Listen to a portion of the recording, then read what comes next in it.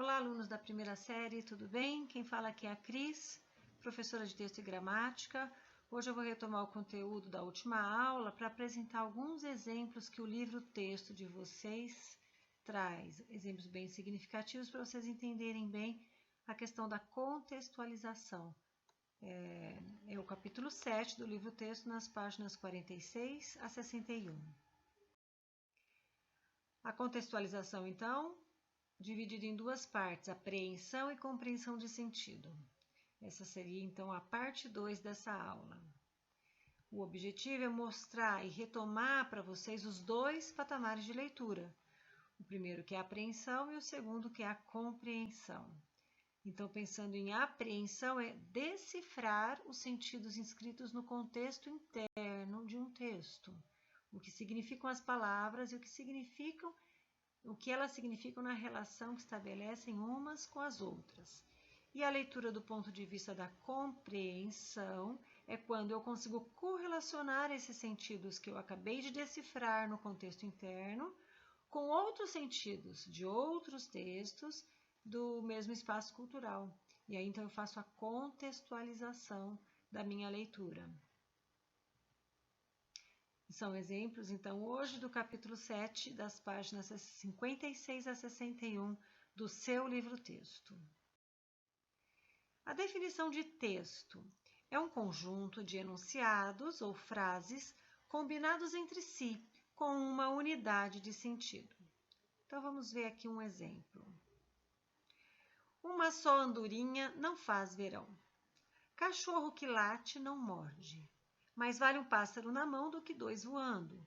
O lobo perde o pelo, mas não perde o vício. Gato escaldado tem medo de água fria. A cavalo dado não se olham os dentes. Cada macaco no seu galho. Eu perguntaria para vocês, isso é um texto? Essas frases que foram colocadas uma depois da outra, podem ser consideradas um texto? Se eu retomo ali a minha definição de texto, que é conjunto de enunciados com uma unidade de sentido, eu vou dizer que não.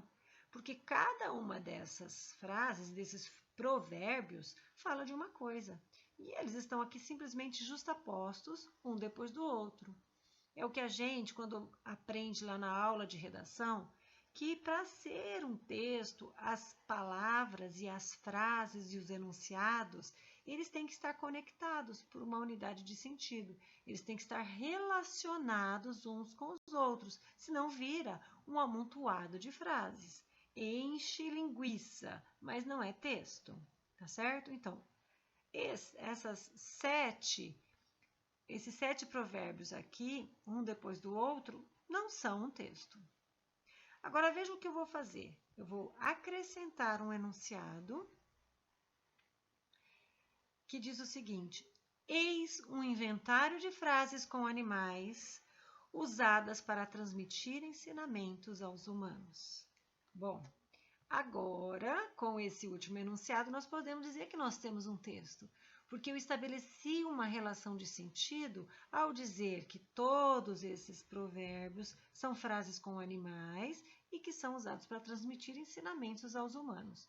Eu estabeleço uma unidade de sentido e, portanto, agora não é mais um amontoado de enunciados um depois do outro, mas sim um inventário de frases com animais. Veja, a retomada coesiva que eu faço de todos esses enunciados que aparentemente estavam ali só colocados um depois do outro, faz com que eu tenha agora um texto. Condições indispensáveis para a realização de uma boa leitura, isso só retomando, eu já falei na última aula. O conhecimento do código, ou seja, eu tenho que conhecer língua portuguesa para ler textos em língua portuguesa. Eu tenho que ter a aquisição do repertório cultural, e aí eu insisto com vocês, invistam no repertório cultural de vocês. Assistam cinema, vejam séries, leiam livros, leiam jornais, fiquem atentos às aulas de história com o professor Antônio, às aulas de filosofia e sociologia com o professor César, as aulas de geografia com a professora Moara e assim por diante. O repertório cultural, quanto melhor, mais amplo, melhor vai ser o seu nível de leitura de qualquer tipo de texto. E o reconhecimento do contexto em que o texto se insere. E aí a gente tem que ter noção de atualidade para textos mais modernos e noção de contextualização histórica para textos de outros momentos. E agora eu vou apresentar alguns exemplos que estão lá no livro-texto de vocês. Exemplo 1. E entenda este poeminha, em louvor a nossos representantes do Planalto. Parecem incapazes, mas como são rapazes esses nossos rapazes? É um poema do Milor Fernandes que foi publicado na Veja, uma revista, no dia 6 de junho de 2007. O código, eu consigo entender perfeitamente o que significam essas palavras, mas eu posso achar estranho que rapazes, no segundo verso e no terceiro verso, parecem não ter o mesmo sentido. Como assim? Mas como são rapazes, esses nossos rapazes? Eles devem ter sentidos diferentes. E aí é que eu vou precisar de um repertório e entrar em contato com o dicionário Wise, que na sua primeira definição me traz o que eu conheço de rapazes, que significa jovem, moço, é um substantivo. Mas olha só a segunda definição que o Wise nos traz. Rapazes também pode ser um adjetivo, e nesse sentido ele significa ladrão, aquele que rouba, que rapta, raptor. Bom, então agora faz sentido, mas como são rapazes esses nossos rapazes, significa como são ladrões esses nossos rapazes. E aí eu começo a desconfiar. O que é que esse poema no fundo está tratando? E aí a contextualização, em 2007, havia no Congresso Nacional um processo de corrupção de políticos chamado mensalão, em que os políticos usavam verba pública para comprar apoio de deputados. Então, esses representantes do Planalto são políticos corruptos. E aí eu vou redefinir louvor. Não estou mais elogiando, se eu estou chamando-os de ladrões, esse louvor tem um sentido de ironia. Agora eu entendo esse poeminha. Ironia. Em louvor a nossos representantes do Planalto, não está louvando nada, está criticando. Parecem incapazes. Mas como são rapazes, esses nossos rapazes? Né? Como são ladrões, incapazes. Certo? Então, Milor Fernandes, sutilmente fazendo essa brincadeira com a palavra rapazes, nos apresenta uma visão irônica e de louvor aos políticos que, na verdade, merecem crítica desde aquela época, desde 2007. Um exemplo 2. Temos de trocar a cama do apartamento do novo hóspede, ele é jogador de basquete. Para começar a leitura, eu tenho que apreender os sentidos das palavras. Então, eu entendo o significado de cada uma dessas palavras no contexto interno, né? É necessário isso, mas não é suficiente. Então, eu sei o que significa cama, eu sei o que significa apartamento, eu sei o que significa hóspede, né? Jogador de basquete, e eu entendo o que as palavras significam e a relação que está sendo estabelecida aqui entre elas. Mas a minha compreensão vai exigir que eu entenda que no contexto cultural em que se deu esse ato de fala, um jogador de basquete prototípico, né, normal, o modelo de jogador de basquete é aquele que tem alta estatura. Então, o jogador de basquete significa muito alto. Ou seja, por que eu tenho que trocar a cama do apartamento? Eu preciso de uma cama maior. Agora é possível compreender. Uma cama maior porque é um jogador de basquete. Vamos a mais um exemplo. Esse é um exemplo muito triste. Eu não sei se vocês se lembram, faz pouco tempo que aconteceu. Esta cena marcou muito a situação dos refugiados da Síria, essas pessoas que fogem da Síria, fogem da guerra para tentar uma vida nova de paz e acabam morrendo pelo caminho. Observem aí a imagem, né? O texto fala assim, o Mausoléu da Paz. Mausoléu, para quem não lembra, é o nome que se dá ao túmulo, né? O túmulo onde se enterra uma pessoa humana. Aylan Chenu, de 3 anos, morreu no berço da história. As ondas do Mediterrâneo lançaram seu corpo inerte nas areias de Bodrum, a antiga Halicarnasso, terra de Heródoto, que no século V a.C. compilou relatos épicos e de guerras. Aylan nasceu na Síria, já imersa em conflitos sangrentos. Ele não conheceu a paz. A jornalista chama Duda Teixeira e trouxe, então, aqui na nota de rodapé, na nota de lado de página, está tendo essa informação de que uma página inteira era a foto da criança ali na praia e a página ao lado, essa página negra em luto, trazendo essas informações que descrevem essa cena.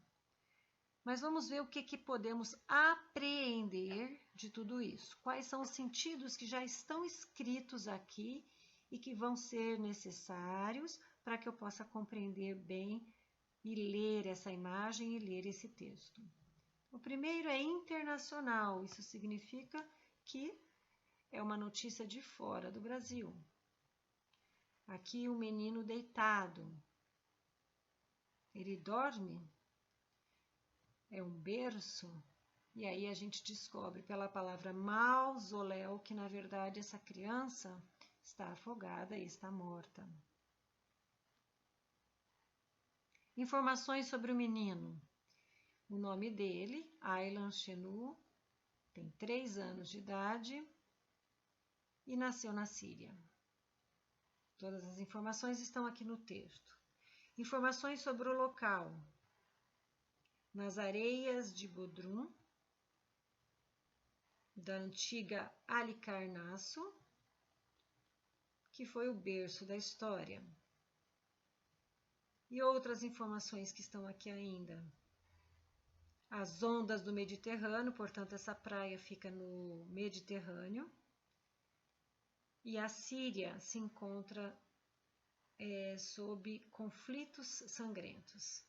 Então, as pessoas, esses refugiados, tentam fugir da Síria para encontrar a paz, fugir da guerra em direção à paz. Vejam que, então, todas essas informações eu posso apreender do texto. Agora, para compreender o sentido pleno de tudo isso, eu preciso, então, saber que Heródoto era grego, tido como pai da história. Por isso, Bodrum, antiga Halicarnasso, é designada como berço da história.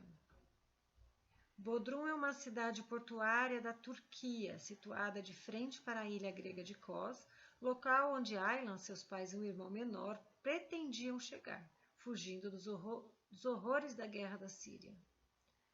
A distância entre Bodrum e a ilha de Kos é de apenas 20 quilômetros. E há embarcações modernas, seguras e com preços acessíveis em torno de 20 a 30 euros, que fazem esse trajeto.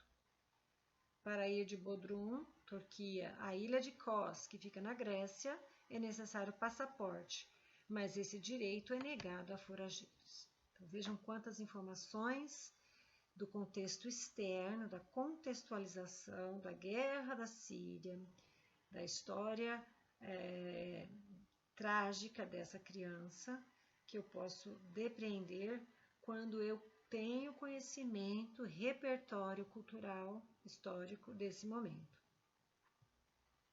Então, a associação com conhecimentos acumulados na memória do leitor ou recolhidos da leitura de outros textos, né, de outros cenários aí jornalísticos que me apontam esse cenário cultural que acaba fazendo essa cena acontecer.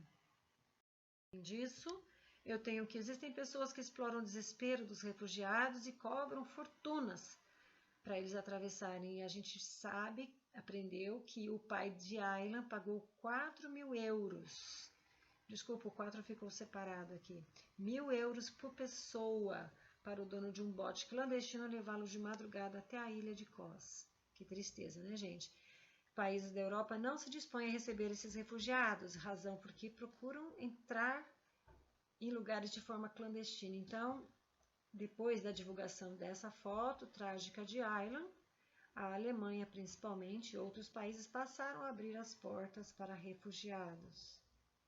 Os europeus não deviam esquecer que, até o século XX, seus ancestrais, fugindo de guerras e da fome, foram acolhidos por vários países na América. Então, assim, a história que nos ensina, né, a acolher essas pessoas que estão buscando uma nova possibilidade de vida. Então, muito triste aquela cena, mas vejam quantas coisas nós precisamos conhecer, associar, né, de conhecimentos prévios da nossa memória de leitor, da nossa memória de ter estudado sobre isso, de ter lido em jornais, e para entender então o cenário cultural que permite a compreensão desse exemplo que eu trago para vocês. Aqui também outro exemplo que exige o repertório compartilhado. O que é isso? É algo que dentro da nossa cultura significa alguma coisa e me faz entender o que essa propaganda da Kronenbier quer dizer. Então, ela diz que a Kronenbier é a número 4, a primeira cerveja sem álcool no Brasil. E aí a moça está fazendo um número 4. Vejam que se você não tiver informação segundo a qual, na atual cultura brasileira, fazer o número 4 assim, na posição que a menina está fazendo, cruzando a perna, demonstrando que ela está sóbria, que ela não está alcoolizada, você não consegue entender totalmente essa propaganda. Por quê? Porque quando eu entendo que o fato de estar sóbrio me permite fazer esse número 4, eu entendo que a cerveja está fazendo propaganda justamente de uma característica dela, que é ser uma cerveja sem álcool. A primeira cerveja sem álcool do Brasil, tá certo? Então, quem bebe Kronenbier não fica alcoolizado. E aí consegue fazer o 4, como a moça da foto diz. E aí o fato de ser a número 4, bom, está associando a posição de fazer o número 4 e não cair, não está bêbada, mas também está retrucando a uma contraposição com a outra marca de cerveja que se orgulha de ser a número 1 do Brasil. E aí, então fica implícito que ser a número 4 traz uma vantagem que a número 1 não traz. Qual é a vantagem? A vantagem de ser uma cerveja sem álcool que não deixa alcoolizado e, portanto, até permite essa manobra aí de se equilibrar fazendo o número 4. Essa foi a aula de hoje sobre contextualização, em que eu apresentei alguns exemplos do livro-texto de vocês. E como tarefa, eu gostaria que vocês lessem esse capítulo 7, das páginas 56 a 61, para entender, então, a importância da contextualização na realização da leitura de textos, a boa leitura de textos. E, em seguida, façam os exercícios 1 a 6 da apostila Ângulo, que estão nas páginas 28 a 30, para segunda-feira, 4 de maio.